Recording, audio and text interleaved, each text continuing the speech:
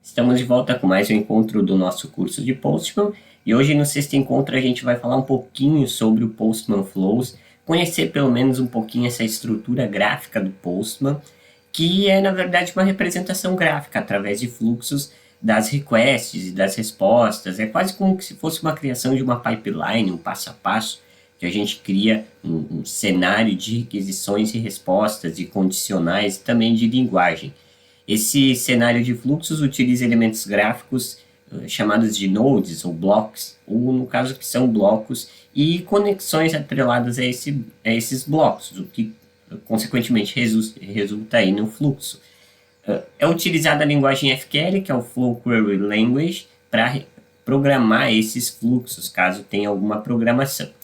No caso do encontro de hoje, a gente vai criar uma estrutura um pouco mais básica. A gente vai acabar não utilizando o FQL para criar fluxos mais avançados, com condicionais, loops de repetição, enfim. A gente só vai criar um pouquinho, vai conhecer um pouquinho do Postman Flows através daquela estrutura que a gente já vinha criando ao longo dos encontros passados. Então, eu vou abrir o nosso workspace no qual a gente tinha criado algumas requests, entre elas aqueles testes da JSON API Placeholder, e também algumas do Spotify, tá? A gente tem nas nossas collections aqui essa pasta do JSON Placeholder, onde que a gente tem list users, tá? Que é a request que a gente vai utilizar nos flows. A gente fazendo essa submissão dessa requisição, a gente vai receber a resposta HTTP do código 200, ou seja, o servidor lá da JSON Placeholder, no momento que eu estou gravando esse vídeo, ele está funcionando, ele aceitou a requisição e criou um objeto de resposta no formato JSON, que é a listagem dos usuários conforme o endpoint /users da URL. Tá? No caso aqui, eu criei uma nova request, que é basicamente uma cópia dessa list users, só que eu coloquei user com o endpoint o 3 no fim, justamente para a gente ter um erro 404 e a gente utilizar lá nos flows para verificar cenários de acerto no caso de sucesso, onde que a gente tem um HTTP status code de resposta de 200, 201, ou seja, de sucesso, e também dos códigos da categoria 400, que são códigos de que o servidor não foi encontrado, ou não foi autorizado, alguma coisa do tipo, para que a gente tenha mais variedades. A gente vai aqui na aba do Flows, eu estou no Postman Web, não precisa ser necessariamente no Postman Desktop, tem também essa possibilidade. E aqui a gente, nos Flows, eu já criei o listar usuários, só para a gente ter uma ideia, é isso que a gente vai criar no encontro de hoje.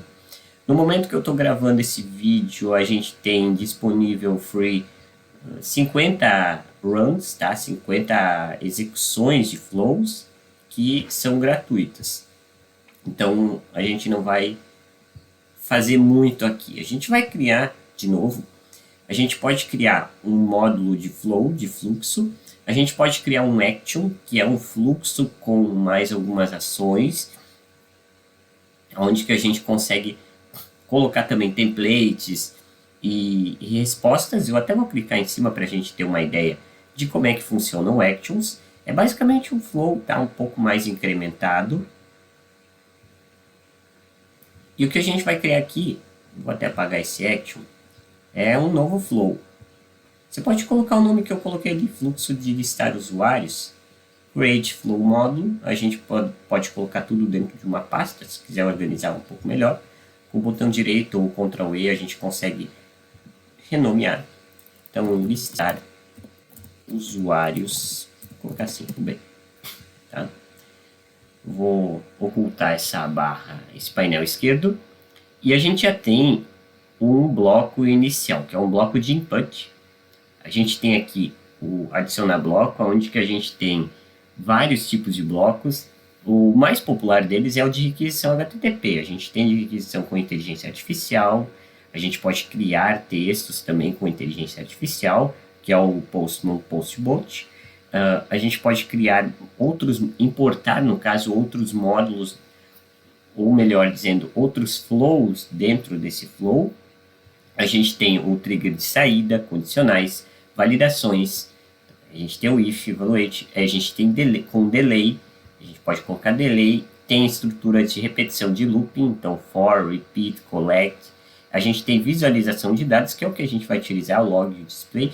O log, ele salva no log, e o display, ele mostra no bloco ali visualmente, tá?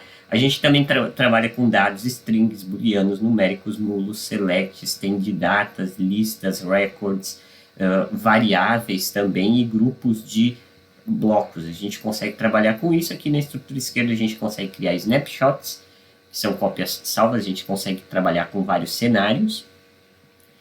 A gente consegue visualizar as requisições e salvar em slides. E aqui a gente tem o Postman Bot para nos auxiliar.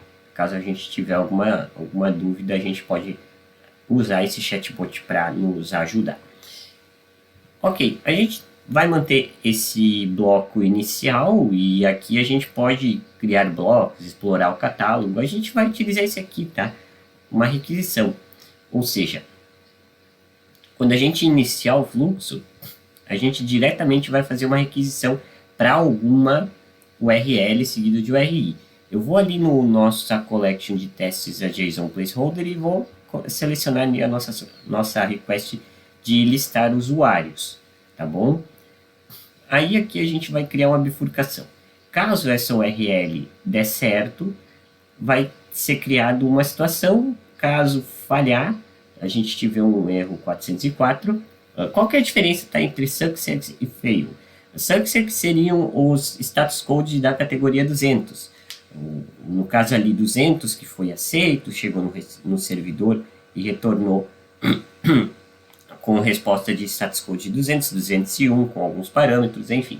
E as categorias de fail, de falha, que seriam do status code 400, 404, por exemplo, que é o que a gente vai ver em seguida, que não encontrou servidor, a requisição não chegou em algum lugar, 400, enfim, 405, tem os códigos do status code da categoria 400.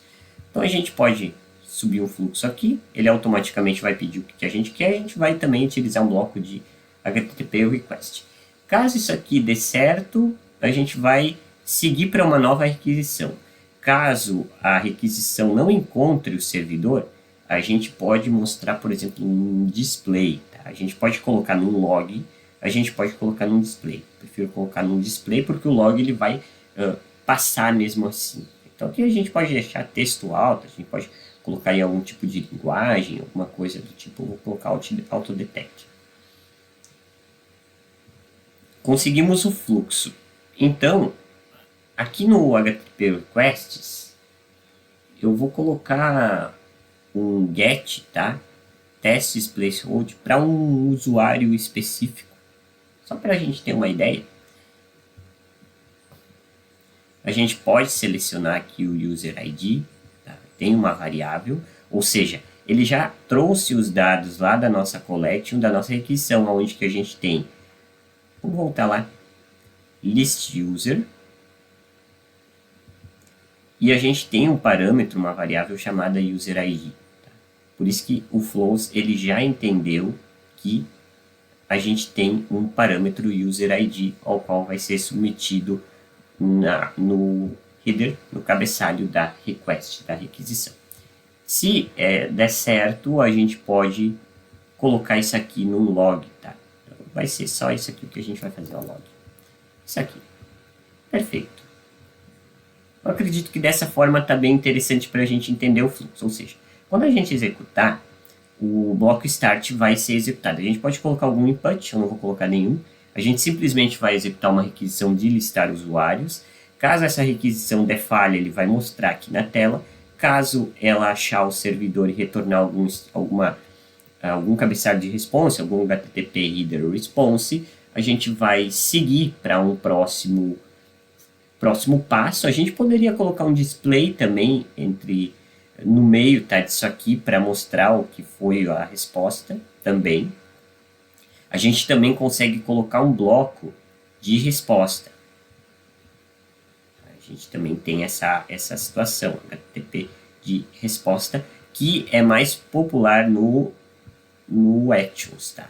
Aqui a gente tem dessa forma. E se der certo, ok, ele vai fazer uma nova requisição de um usuário específico e vai mostrar no log. Ele também mostra no bloco se a gente precisar, tá? Eu vou executar aqui, ele está passando, ó. A gente teve sucesso, ele passou para a nova requisição de listar o usuário específico, a gente teve sucesso, e se a gente clicar em cima do log, olha aqui, a gente vai ter o log de tudo o que aconteceu, inclusive do usuário 3, que a gente solicitou. Aliás, isso aqui do usuário 3 é uma nova request que a gente vai fazer daqui a pouquinho. A gente está falando dessa aqui. Então, aqui são os logs que estão acontecendo, ó. Tá bom? A gente mostra. A gente teve sucesso aqui. Então, se a gente clicar em cima, a gente tem o output com os dados retornados. Então, são a listagem dos usuários. Então, é uma forma de log, tá? Uma forma de display que a gente tem aqui do Postman. E também do usuário específico. A gente teria que setar, no caso, o usuário específico. Tem o import também, caso essa requisição possuir. Ok. E esse é o cenário de acerto, tá? A gente pode colocar condicionais, a gente pode colocar delay, a gente pode colocar várias estruturas, vários displays, vários triggers de disparo.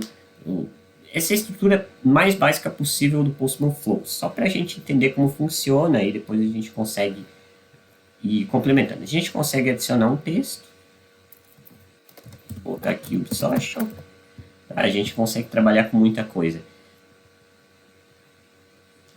E o cenário de acerto é esse, e em caso de falha, eu trouxe na collection test.json placeholders o list users UB, que ele vai retornar um erro 404 quando a gente executar.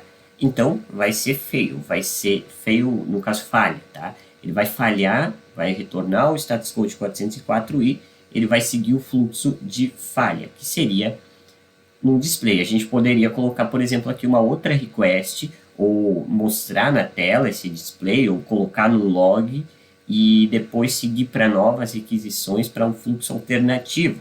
Isso é um cenário prático, tá? Quando uma requisição não der certo, em caso de falha, tá? Em caso de falha da requisição, a gente testa uma requisição alternativa, alguma coisa do tipo, uma mensagem de erro, uma resposta com uma mensagem de erro para o usuário, não simplesmente um display para o desenvolvedor saber e o usuário não. A gente vai executar de novo agora o cenário de falha. A gente viu que o fluxo ele seguiu o contínuo do bloco de start, o HTTP, a requisição de listar o usuário específico foi executada e ao invés de retornar o status code com 200 no header do HTTP response, a gente recebeu o 404 que foi mostrado no cenário de falha. A gente consegue mostrar o body, deixa eu ver se eu consigo abrir um pouquinho aqui para nós, e os headers também.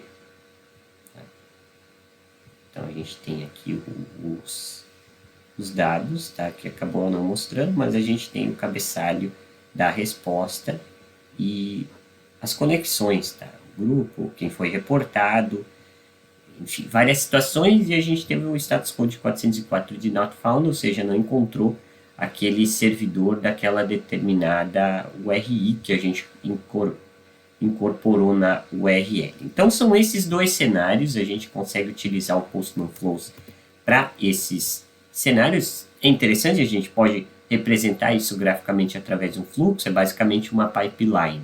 Mais informações você encontra lá no meu site ubsocial.github.io.